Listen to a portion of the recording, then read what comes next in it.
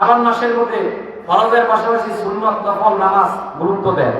আপনি যদি শাবান মাসের মধ্যে কিছু রোজা রাখেন, আপনি দেখবেন রমজানের 30 রোজা রাখতে পারতেছেন, রাত্রেবেলা রমজানের মধ্যে তারাবির নামাজ 20 রাকাত করতে পারতেছেন, কিয়ামুল লাইলও করতে পারতেছেন। আর না হয় পরিস্থিতি এমন, প্রথম দিন পুরো মসজিদ ভরা, দ্বিতীয় দিন মসজিদের দোতলায়ও খালি নাই, পঞ্চম আর ষষ্ঠ দিন এক কাতার। হুজুকে হচ্ছে আসছে না। রাসূলুল্লাহ সাল্লাল্লাহু আলাইহি ওয়াসাল্লাম আয়েশা জিজ্ঞেস করলেন, নবী হে মুহাম্মদ সাল্লাল্লাহু আলাইহি ওয়াসাল্লাম, কোন আমল আল্লাহর কাছে সবচেয়ে তাড়াতাড়ি কবুল হয় এবং আল্লাহর প্রিয়? বলছেন যেটা কম করা হোক, কিন্তু যেটা নিয়মিত করা হয়। কথা কন নাকি? আপনি প্রথম 5 দিন তারাবি 20 রাকাত পড়লেন, পরের 25 দিন আর খবর নাই, এটার কোনো মূল্য নাই। কথা কন নাকি? সমাজে এটা হচ্ছে তো। তো এই জন্য শাবান মাস থেকে প্রস্তুতি নিব, কয়েকটা রোজা রাখবো অন্ততপক্ষে। শাবান মাস থেকে বেশি বেশি নফল নামাজগুলো পড়ার জন্য চেষ্টা করবো। আর শাবান মাস থেকে রমজানের প্রস্তুতি নিব। রমজানের প্রস্তুতি বলতে 10 কেজি মুড়ি আর 5 কেজি ছোলা কিনা না, এটার প্রস্তুতি হবে কি, এখনই একটা খালেজ দিলে আল্লাহর কাছে একটা তওবা করব। আল্লাহ, আমার জীবনের এই 50 বছর জিন্দেগির মধ্যে আমার অনেক গুনাহ। আল্লাহ, আমার এই 50 বছর জিন্দেগির মধ্যে গুনার কোনো অভাব নাই। এখানে আসেননি কেউ যে হুজুর বুকের মধ্যে হাত দিয়ে বললাম আমার জীবনে কোনো গুনাহ নাই? আছেন কেউ? প্রত্যেকের জীবনে গুনাহ আছে। তাহলে প্রস্তুতি কিভাবে নিব? খালেজ ভাবে আল্লাহর কাছে তওবা ইস্তেগফার করব। আল্লাহ, আপনি রহমানুর রহিম, আপনি ইচ্ছে করলে আমাকে মাফ করতে পারেন, আপনি ছাড়া কেউ করতে পারে না। 1 নাম্বার তওবা ইস্তেগফার করে আমি একটা সই নিয়ত করব, আল্লাহ আগামী রমজান পর্যন্ত হায়াত পেলে 30টা রোজা রাখবো। ইনশাআল্লাহ কইতেন না? ইনশাআল্লাহ। সবাই বলেন ইনশাআল্লাহ। হাত নামা।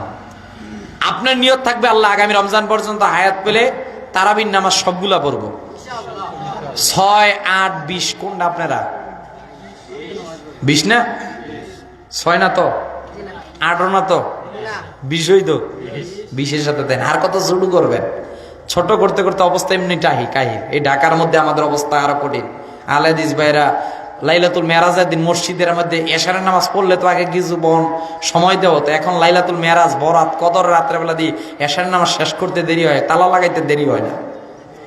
নাউজুবিল্লাহ কইতেন না? কারণ কি রে ভাই, কেন বন্ধ করতেছ? কারণ জানতে পারলাম এরা বলে যে লাইলাতুল মেরাজ, লাইলাতুল বরাত, লাইলাতুল কদর ইত্যাদি অনুষ্ঠান করা এগুলো বেদাত। নাউজুবিল্লাহ কইতেন না? কি রে ভাই, এই বেদাতের ফতুয়া 10 বছর আগে তো শুনি নাই। সেই 1350 বছরের ইতিহাস পর্যালোচনা করে দেখলাম সাহাবায়ে কেরামদের সোনালী যুগ চলে গেল। পৃথিবীর মধ্যে উমাইয়া খেলাফত, আব্বাসী খেলাফত, ওসমানী খেলাফত কিংবা অটোমান সাম্রাজ্য, আপনি যেইটাই বলেন না কেন, এই 1350 বছরের ইতিহাস স্টাডি করে দেখলাম মুহাদ্দিসিনে কেরামগণ যারা ছিলেন, মুফাসসিরিনে কেরামগণ যারা ছিলেন, ইলমে তাসাউফের মধ্যে যারা ছিলেন, কেউ বেদাত খুঁজে পেল না। আর তোমার মধ্যে সুলিপটি এখন তুমি বেদাত খুঁজে পাইলা? কথা কন না কে?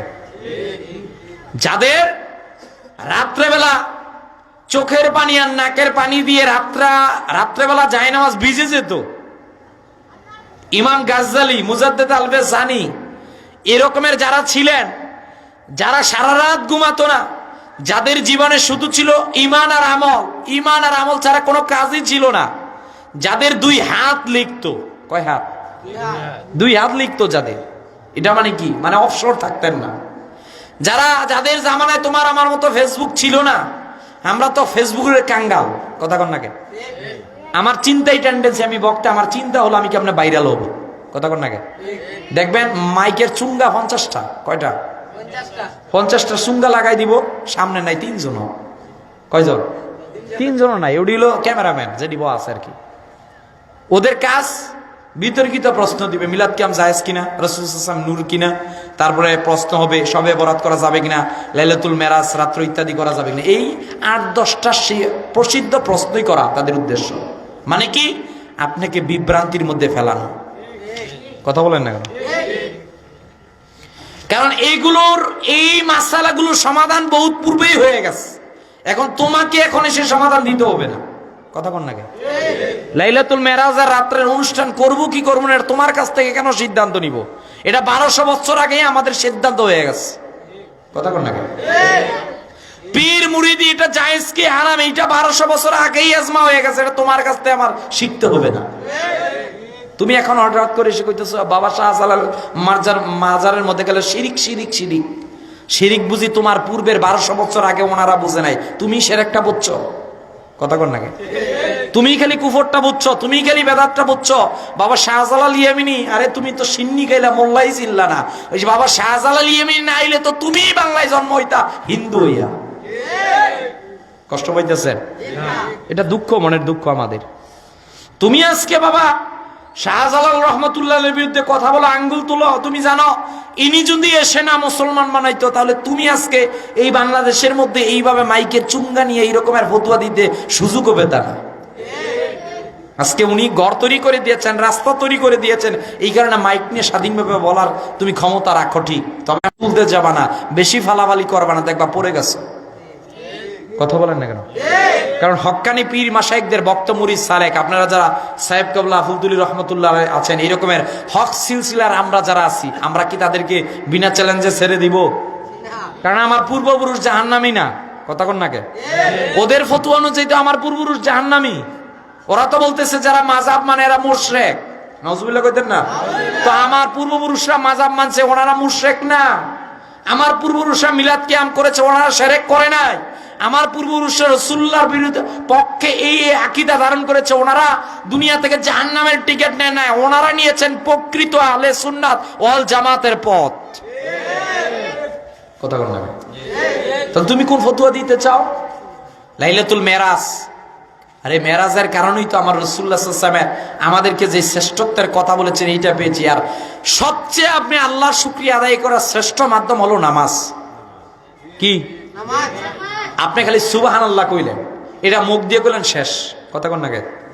কিন্তু আপনি যখন নামাজ পড়লেন আল্লাহু আকবার, আপনার মুখেরটাও জিকির হচ্ছে। কিন্তু আপনি আল্লাহু আকবার বলে হাত যখন কান পর্যন্ত তুললেন, আপনার হাতেরও জিকির হচ্ছে। কিন্তু কথা কন না কে? সামগ্রিকভাবে 3.5 হাত বডি দিয়ে আপনি যখন সিজদা করতেছেন, আপনি সবকিছু আল্লাহর কুদরতি পায়ের মধ্যে ফেলে আল্লাহকে বলতেছেন, আল্লাহ আমার বলতে কিচ্ছু নাই, আমার বলতে সব আপনার। আল্লাহ আপনার সবকিছু। আপনি যখন এই সিজদা দিবেন, আল্লাহ ডাক দিয়ে বলবেন, তুই জায়নামাজের মধ্যে সিজদা দেস নাই, তুই আমি আল্লাহর কুদরতি পায়ের মধ্যে সিজদা দিয়েছিস। কথা কোন ঠিক কিনা? তাহলে লাইলাতুল মেরাজ, লাইলাতুল বরাত, লাইলাতুল কদর, এই রাত্রগুলো এগুলো আমাদের সংস্কৃতি। কথা কোন নাকি? এখানে আমরা কোন শরীয়ত বিরোধী কাজ করি না, ইবাদত করি, নামাজ পড়ি, রোজা করি, কোরআন তেলাওয়াত করি, হালাল পদ্ধতিতে আমরা ইসলামী এই রাত্রগুলোকে পরিচালিত করি। তোমার ভালো লাগতো আমার মেয়ে, আমার ছেলে যদি লাইলাতুল মেরাজের রাত্রে গিয়ে গাঞ্জা খাইতো? কথা কোন নাকি? এত ফতোয়া দিত না। মানে কি, আপনি একটা নেশা করছেন, আপনার বিরুদ্ধে ফতোয়া দিত না, কিন্তু আপনি মসজিদে গিয়েছেন, সে ফতোয়া দিয়েছে। কথা বুঝতেছেন? এজন্য ভাই, মুসলিমদেরকে নিয়ে ইহুদি খ্রিস্টানেরা শততা বিভক্তির মধ্যে ফেলানোর জন্য ইহুদিরা আমাদেরকে নিয়ে অনেক ষড়যন্ত্র করে। আপনি তো ঘুমাচ্ছেন, আপনি তো আরামে চলতেছেন, যে আমার দরকার না, আমি তো চলতেছি, আমি বক্তা, আমি ওয়াজ করতেছি, হাদিয়া পাইতেছি, আমার তো চলতেছে, আমার আরেকটি নিয়ে টেনশন করার দরকার কি? আমার পরিবার তো চলতেছি। কথা বল না কেন? আমার তো আরেকজনের নিয়ে টেনশন করার দরকার নাই। আরে ভাই, তুই স্বার্থপর। কথা বল না কেন? কারণ 3 প্রকার মুসলিম: দিনদার, দিন দরদি, দিনের জন্য নিবেদিত প্রাণ। এই দিনের জন্য নিবেদিত প্রাণের বড় অভাব। কথা বল না কেন? এটার বড় অভাব। এই সিচুয়েশনের মধ্যে হঠাৎ করে একদিনের ফিলিস্তিন হয়ে যায় নাই, হঠাৎ করে একদিনের ওই ইসরায়েল একদিনে ইসরায়েল হয়ে যায় নাই, হঠাৎ করে সিরিয়া একদিনেই সিরিয়া হয়ে যায় নাই। কথা কন নাকি? এই ফিলিস্তিন হাজার হাজার বছর এরা প্ল্যান করেছে, ব্যর্থ হয়েছে।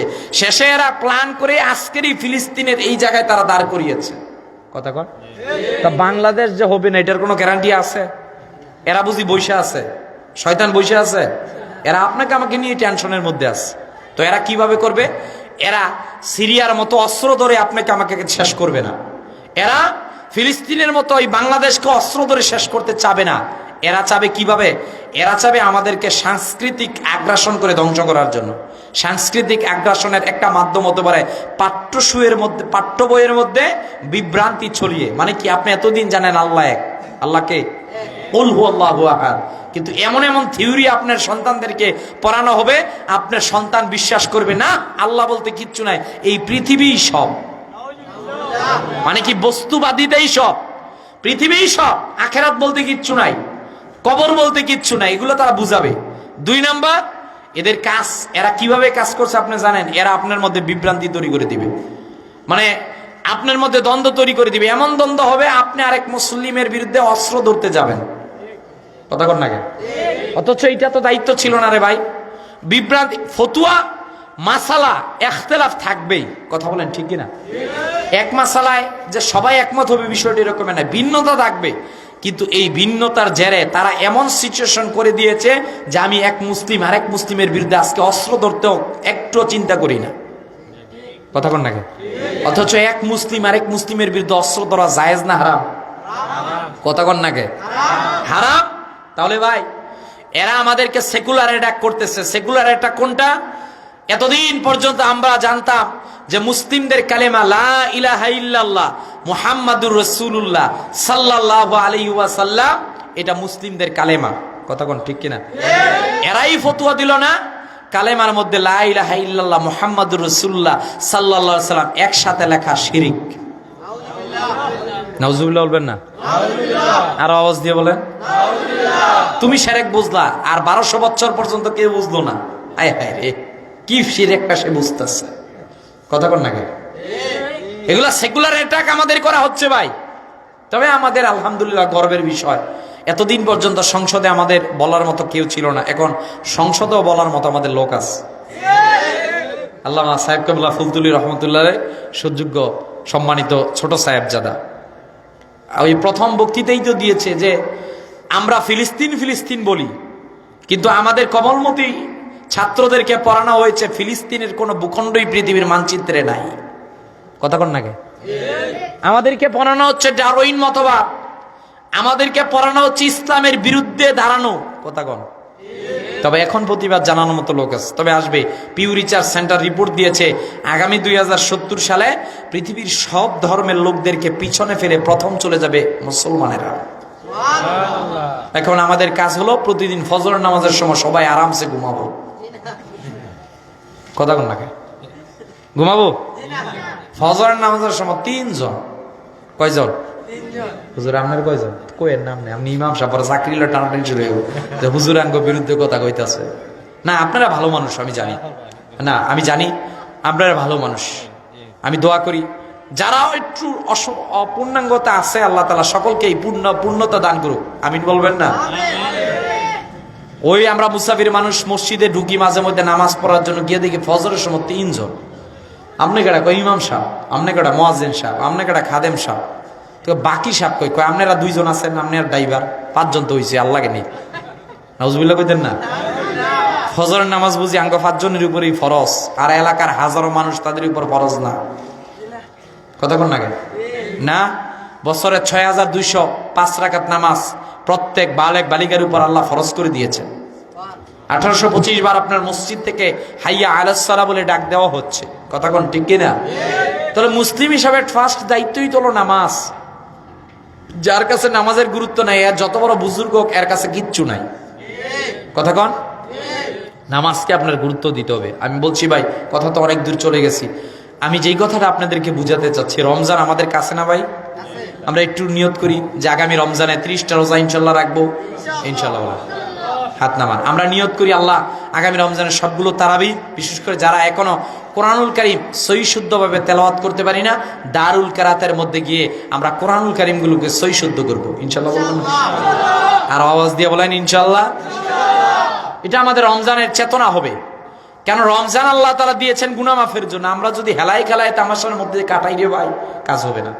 রাসূলুল্লাহ সাল্লাল্লাহু আলাইহি ওয়াসাল্লাম বলছেন, আমার উম্মত মাত্র 30টা রোজা যদি রাখতে পারে, গফিরাল্লাহু মা তাকাদ্দামা মিন যামবিহি, এই 30টি রোজার বিনিময়ে আল্লাহ তাআলা তার পূর্বের সব গুনাহকে মাফ করে দিবেন। সুবহানাল্লাহ। দুরূদ শরীফ পড়েন, আল্লাহুম্মা সাল্লি আলা সাইয়্যিদিনা মাওলানা মুহাম্মাদ ওয়া আলা আলি সাইয়্যিদিনা।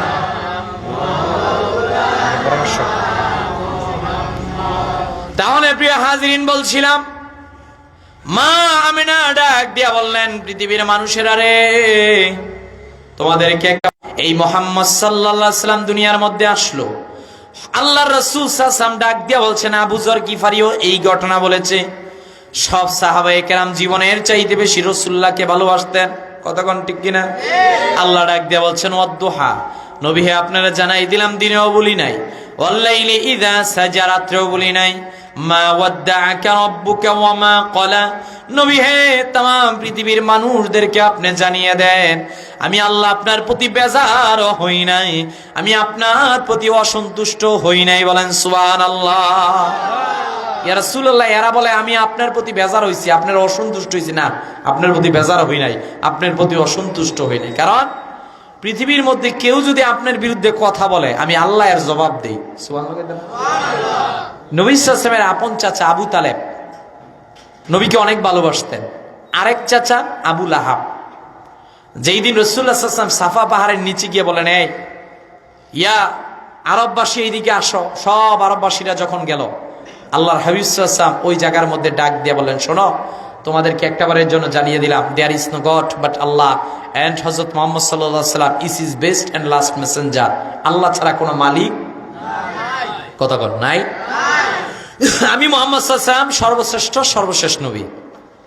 এই দাওয়াত যখন দিলেন, আমার নবীজি সাল্লাল্লাহু আলাইহি ওয়াসাল্লামের আপন চাচা আবু লাহাব, সে হাতের মধ্যে কি করলো?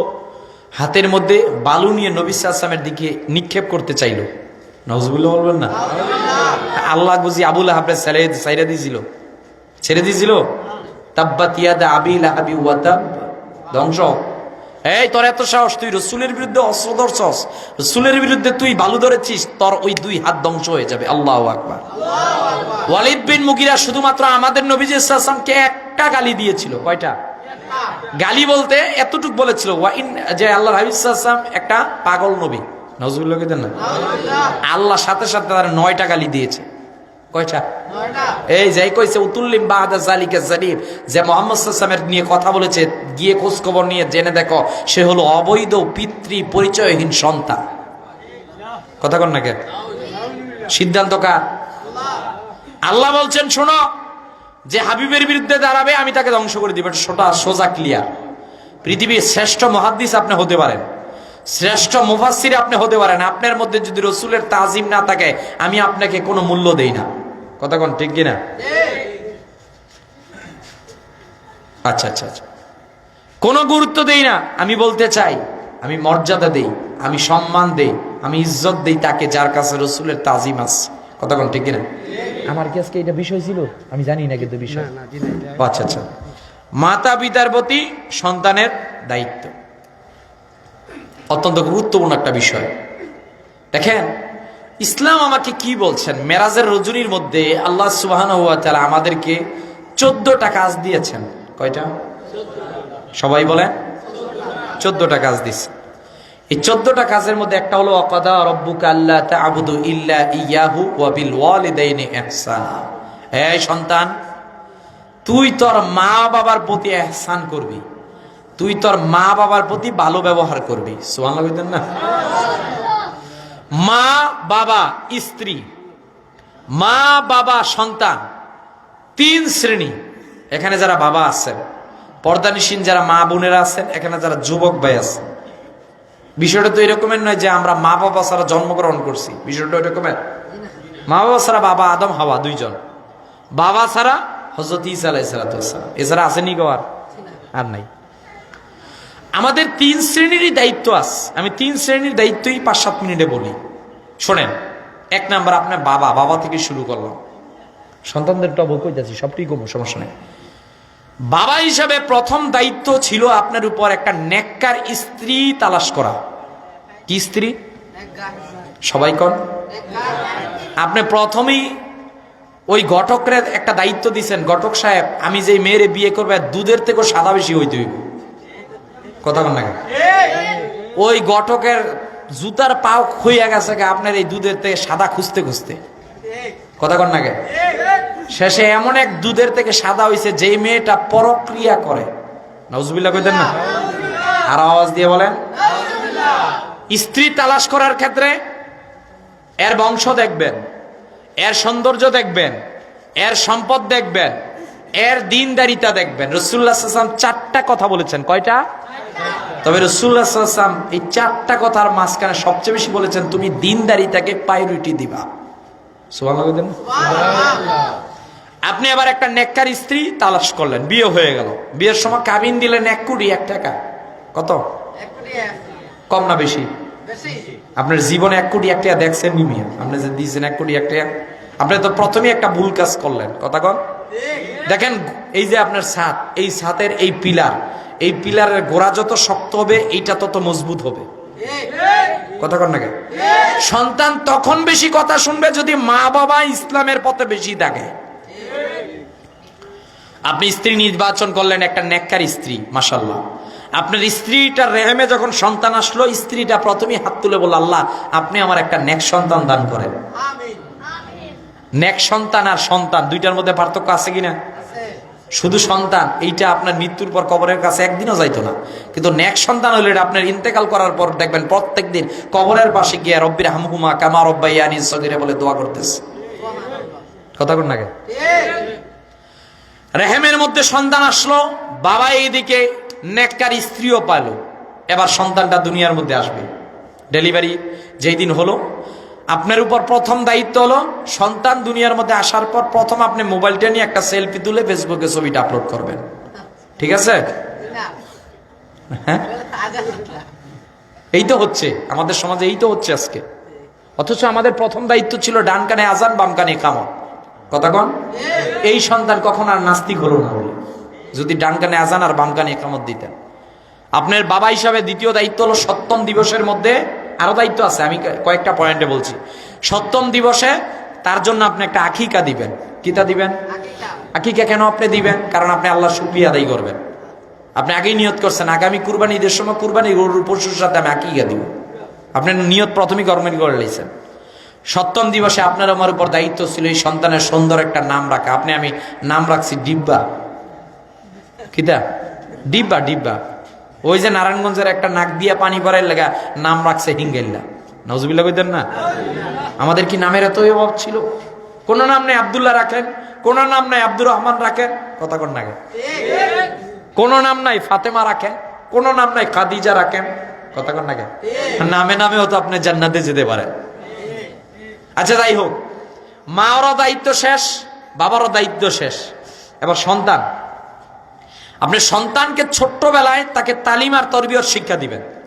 একে শুক্রবারে মসজিদে নিবেন, মসজিদে নিয়ে একে শিক্ষা দিবেন। দেখবেন শুক্রবারে মসজিদের সামনে একটা দান বাক্স যায় না? এই দান বাক্সের মধ্যে আপনি 10 টাকা নিয়ে তার হাতে দিবেন, বাবা এটার মধ্যে ফেলো। আপনার প্রশ্ন করে, বাবা এনা কেন টাকা পালাবো? এই 10 টাকা পেলে তো আমি মজা কিনলে চকলেট খেতে পারি। আপনি তারা বুঝাবেন, বাবারে একদিন তোর দাদিও ছিল, দাদাও ছিল, এরা চলে গেছে, একদিন আমিও চলে যাব, তোর মাও চলে যাবে, তুই থাকবি। বাবা কিচ্ছু আমাদের কবরে যাবে না, কিন্তু এই যে তুই প্রতি শুক্রবার এই দান বাক্সের মধ্যে 10 টাকা ফেলতেছস, এই 10 টাকা তোর আমি মা বাবার এবং তোর মার কবরের মধ্যে যাবে। কথা বলেন না কেন?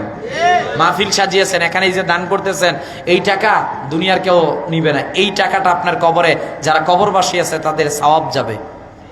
কথা কন নাকি? আপনি দিতেছেন টাকা, আপনি দিতেছেন ডলার, এগুলোকে চেঞ্জ হয়ে যাবে সওয়াব কবরের মধ্যে। কথা কোন ঠিক কিনা? আপনি আস্তে আস্তে তাকে মক্তবের মধ্যে পাঠাবেন, মক্তবের মধ্যে পাঠিয়ে তাকে কোরআন শিক্ষা দিবেন। এরপর আপনি পৃথিবীর বড় চিকিৎসক বানান, সায়েন্টিস্ট বানান, কোনো সমস্যা নাই। আপনি তাকে বেসিক একটা জ্ঞান শিক্ষা দিবেন। বেসিক জ্ঞানটা হবে কোরআনের জ্ঞান। কথা কোন না? বেসিক জ্ঞান, কোরআনের জ্ঞানটা আপনি তাকে শিক্ষা দিবেন। কোরআনের জ্ঞান যখন আপনি তাকে শিক্ষা দিলেন, এইবার সে বড় হলো। এইবার সন্তান যারা আছেন এদের কাজ বুঝে নেন। সন্তানদের প্রথম কাজই হলো বিয়ে শাদী হয়ে গেলে মা বাবাকে বাড়ি থেকে বাইর করে দিবেন। ঠিক? কিছু কইবেন তো, একটা হ না একটা কইবেন। এই তো হচ্ছে আমাদের সমাজে। বৃদ্ধাশ্রমে মানে বিয়ে করেছে মানে কে জানে কি হয়ে গেছে, বিয়ে করেছে আর মা বাবার কোনো খবর নাই। এখন শ্বশুর শাশুড়ি সব হয়ে গেছে। নাউজুবিল্লাহ কইতেন না? না, এই সুযোগ নাই। তুমি তোমার সন্তান, যে সন্তান যুবক ভাইয়েরা আছেন, দুনিয়ার মা বাবা, দুনিয়ার সব বৃদ্ধ হতে পারে, মা বাবা কখনো বৃদ্ধ হয় না। মানে কি? মা বাবার দোয়া বৃদ্ধ হয় না। 3 ব্যক্তির দোয়া আল্লাহ ফিরিয়ে দেন না, একটা মাজলুম, একটা মুসাফির, আর একটা হলো মা বাবা। এই 3 শ্রেণীর দোয়া, বিশেষ করে মা বাবারা যখন হাত তোলে, ওই হাত নামার পূর্বে আল্লাহ মা বাবার দোয়া কবুল করে ফেলেন। তুমি ভাবতেছো যে আমার মা তো এখন বৃদ্ধ হয়ে গেছে, হাঁটতে পারে না, চলতে পারে না, বাবা এখন আর কোনো কাজকর্ম করতে পারে না, মা বাবা অকার্যকর হয়ে গেছে, এখন মা বাবা কিছু করতে পারবে না। আরে ভাই, কিচ্ছু করার দরকার নাই। মা বাবা বিছানার মধ্যে পড়ে তোমার জন্য হাত তুলে দোয়া করতে পারবে। কথা কোন না কে? তোমার এইদিকে কোটি কোটি টাকা ইনকাম, আর মা বাবার দোয়া, ওই কোটি কোটি টাকা ইনকামের থেকে তোমার মা বাবার দোয়াটা প্রথম চলে যাবে। কথা কোন না কে? সন্তান হিসাবে যেমনি ভাবে দুনিয়ায় থাকা অবস্থায় দায়িত্ব আছে, দুনিয়া থেকে চলে যাওয়ার পরও দায়িত্ব আছে। এক নাম্বার, দুনিয়ার মধ্যে থাকা অবস্থায় সন্তানদের দায়িত্ব হলো মা বাবার প্রতি শ্রদ্ধাশীল হতে হবে। কথা কোন না কে? সম্মান দিতে হবে। মা বাবার চেহারা, শরীর, মা বাবার দেহ এটা সাধারণ নয়। নবী সাল্লাল্লাহু আলাইহি ওয়াসাল্লাম বলছেন, মা মিন ওয়ালাদিন বাররিন ইয়ানজুরু ইলা ওয়ালিদাইহি নাজরাতু রাহমাতিন ইল্লা কাতাবাল্লাহু বিকুল্লি নাজরাতিন হাজ্জাতাম মাবরুরা। নবীজি সাল্লাল্লাহু আলাইহি ওয়াসাল্লাম বলছেন, কোন সন্তান যদি মা বাবার দিকে একবার নেক দৃষ্টিতে তাকায়, একবার নেক দৃষ্টিতে তাকানোর কারণে আল্লাহ তার আমলনামার মধ্যে, ওই সন্তানের আমলনামার মধ্যে একটা কবুল হজ্জের সওয়াব লিখে দেন। সাহাবীরা জিজ্ঞেস করলেন, ইয়া রাসূলুল্লাহ সাল্লাল্লাহু আলাইহি ওয়াসাল্লাম, এমনও তো সন্তান আছে প্রতিদিন মা বাবার দিকে 20 বার, 30 বার, 100 বার তাকায়, কি সওয়াব? রাসূলুল্লাহ সাল্লাল্লাহু আলাইহি ওয়াসাল্লাম ডাক দিয়ে বলছেন, কোন সন্তান যদি মা বাবার দিকে 100 বার নেক দৃষ্টিতে তাকায় বা তার থেকে বেশিও তাকায়, এই যতবার নেক দৃষ্টিতে তাকাবে, নেক দৃষ্টিতে তাকানোর বিনিময়ে আল্লাহ ততবার তার আমলনামায় কবুল হজ্জের সওয়াব লিখে দেবে। ইসলাম এর থেকে আর বড় কি ফজিলত দিবে আপনি বলেন? সন্তান, যুবক, মাকে চিনলা না, আমি বলবো তুমি বরবাদ। বাবাকে চিনলা না, বরবাদ। মা বাবা যার চলে গেছে সে বুঝে মা বাবা না থাকার কি যন্ত্রণা। কথা কন? যতদিন মা বাবা ছিল মাথার উপর একটা বট গাছ ছিল। কথা কন নাকি? আপনি সিলেট হসপিটালে আপনি যখন লন্ডন থেকে আসবেন, আপনারা তো সিলেটি মানুষ, লন্ডনে বেশি থাকেন, লন্ডন থেকে যখন এই এয়ারপোর্টে নামবেন, আপনার আত্মীয় স্বজন সব, আপনার মা বাবাও গিয়েছে মনে করে, সবাই এয়ারপোর্টে গেছে, আপনার আত্মীয় স্বজন যারা আছে সবাই তাকাবে আপনার লাকিসের দিকে। কথা কোন না?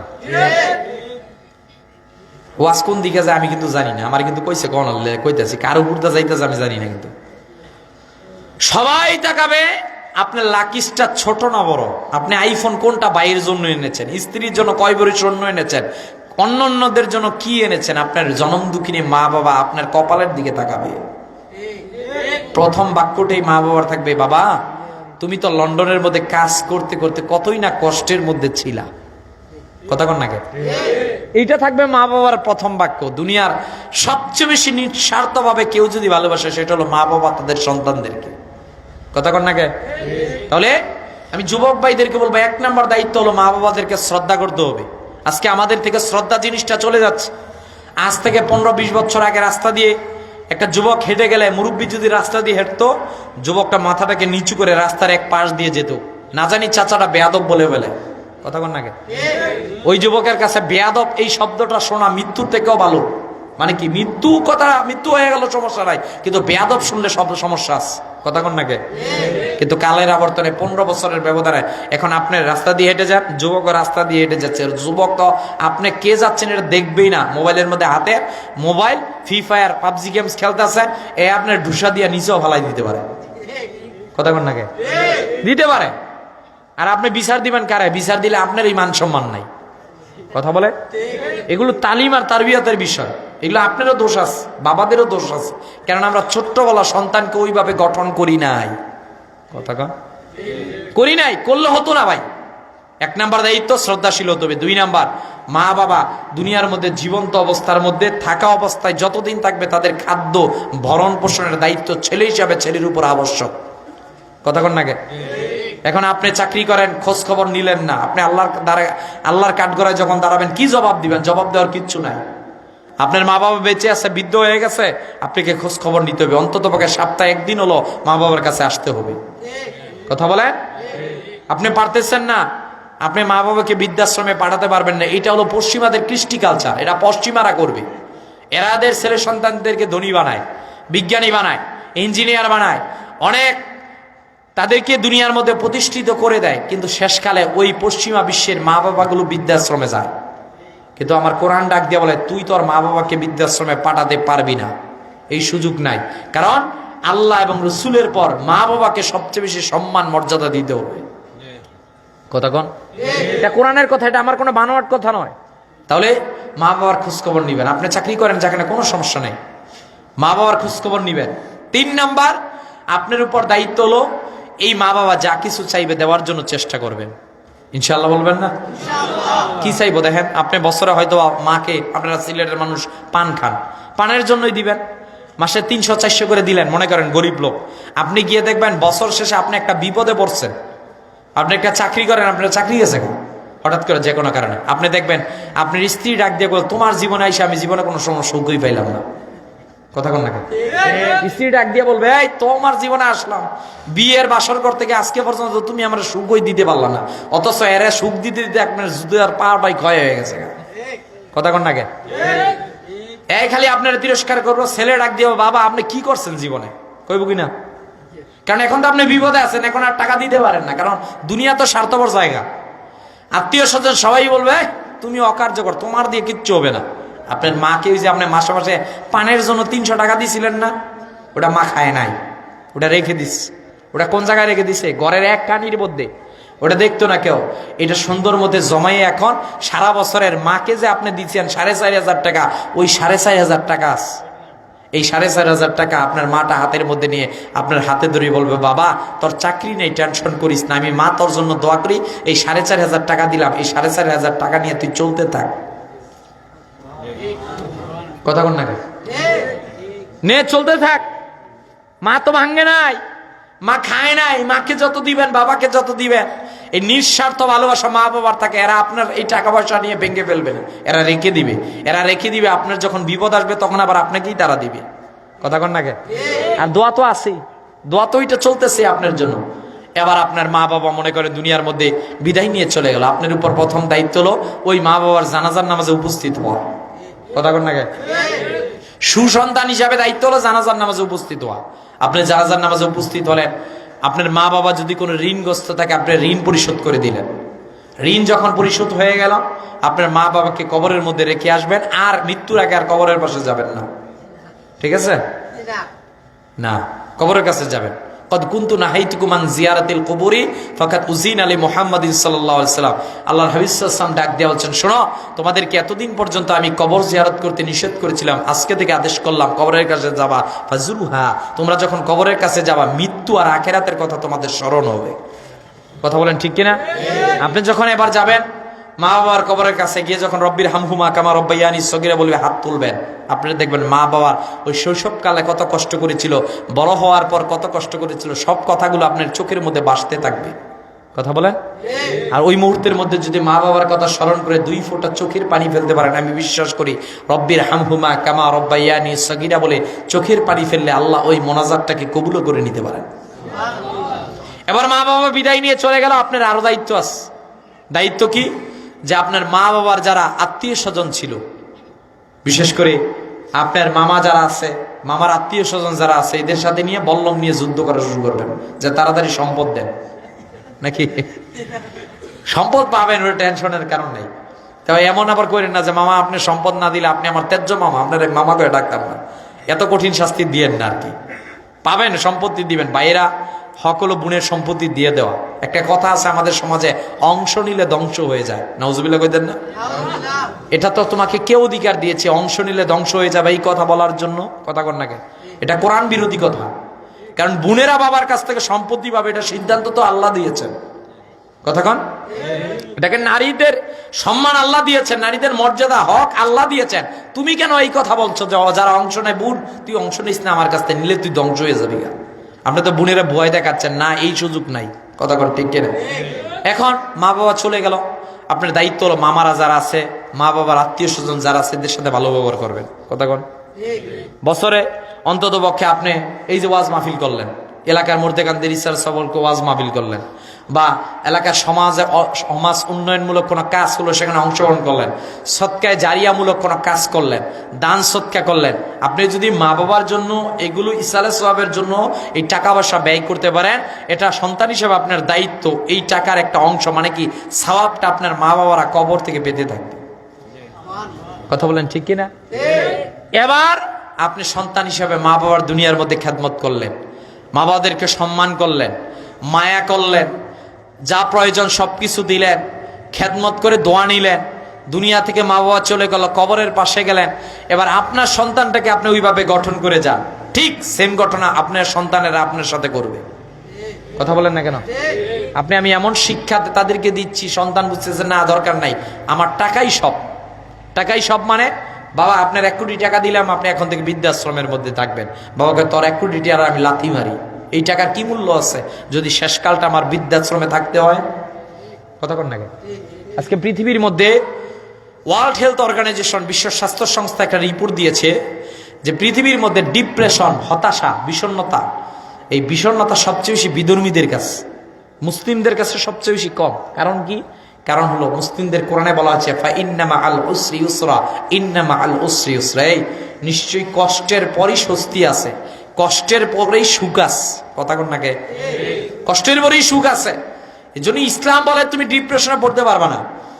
ইসলাম বলে তুমি যদি ডিপ্রেশনের মধ্যে পড়ো, সেই ডিপ্রেশন থেকে তোমাকে ধৈর্য ধারণ করতে হবে। কি করতে হবে ভাই?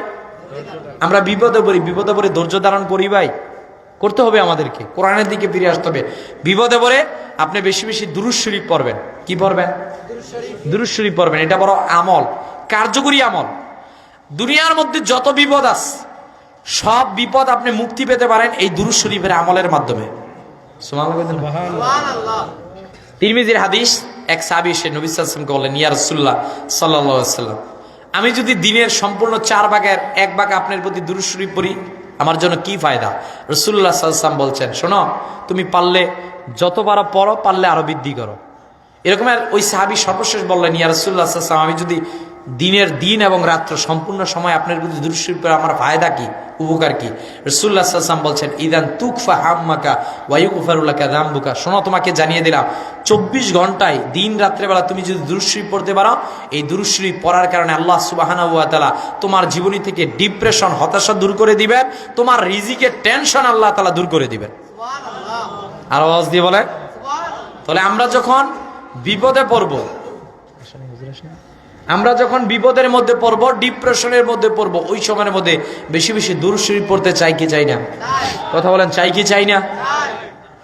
ডিপ্রেশন বললে দুরূদ শরীফ পড়বেন, বিপদ থেকে রক্ষা পাবেন। এখানে যারা সন্তান আছেন, আমি বলবো মা বাবার প্রতি শ্রদ্ধাশীল হবেন। বাবারা যারা আছেন ছোটদেরকে মায়া করবেন।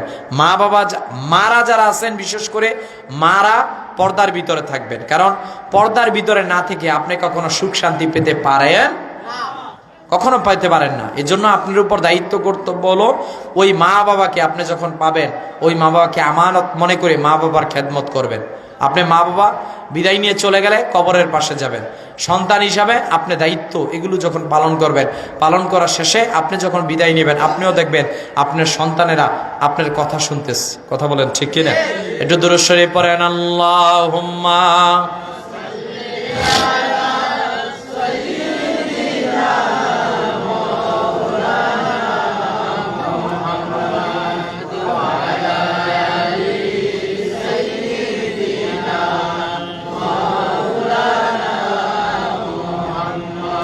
নবী গো তোমায় ভালোবেসে জীবনের গুনাহ ঝরে যায়, নবী গো তোমায় ভালোবেসে ওয়াসআল করনি জুব্বা পায়।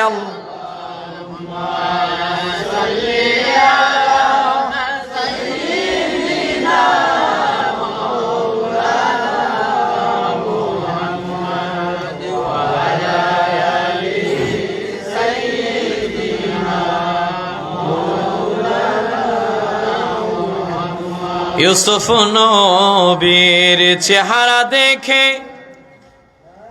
পাগল হইল জুলেখা,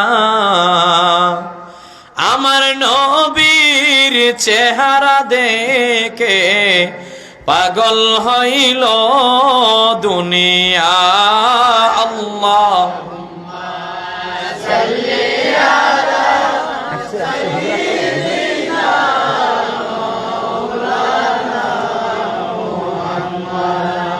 ওয়ালা আলি